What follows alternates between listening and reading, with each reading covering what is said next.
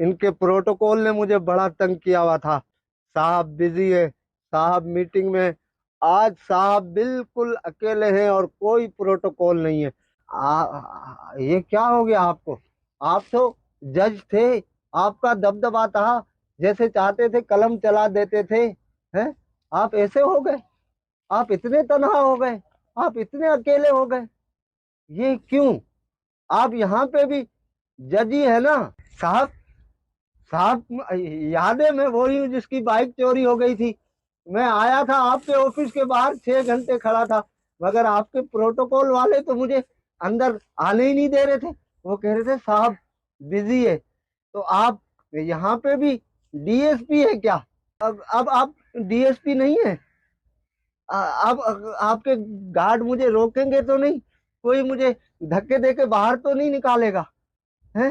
میری بےعزتی تو نہیں ہوگی یہاں پہ؟ آپ تو وہی صاحب ہے نا جس کا لاہور میں الگ بنگلہ تھا، کراچی میں الگ، اسلام آباد میں الگ، اور آپ کی فیملی یو کے میں رہتی تھی. مگر آج کل آپ اتنی چھوٹی جگہ میں رہ رہے ہیں تو لوگ کیا کہیں گے؟ آپ کی عزت پہ بات نہیں آئے گی؟ ہیں؟ آپ یہاں بھی تو بہت بڑے، آپ آپ آپ تو اتنے بڑے بلڈر تھے، آپ کا تو اتنا نام تھا. آپ تو ساری چیزیں بنا بنا کے لوگوں کو بیچتے تھے اور اس کے بعد اس کی ڈبل فائل نکل آتی تھی. تو کیا یہاں پہ بھی کوئی ڈبل فائل ہے؟ یہاں پہ بھی آپ بلڈر ہیں؟ ارے صاحب آپ تو ہر چیز برانڈڈ پہنتے تھے. ہیں؟ جوتے بھی برانڈڈ، بنیان بھی برانڈڈ، کپڑے بھی برانڈڈ ہیں.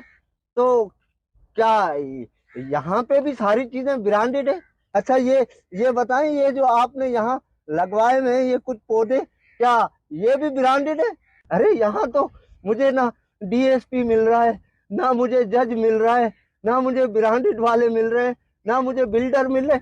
ارے یہ حاجی صاحب، حاجی صاحب، حاجی صاحب کچھ بولیں تو صحیح. حاجی صاحب، حاجی صاحب آپ تو بہت بڑے تاجر تھے.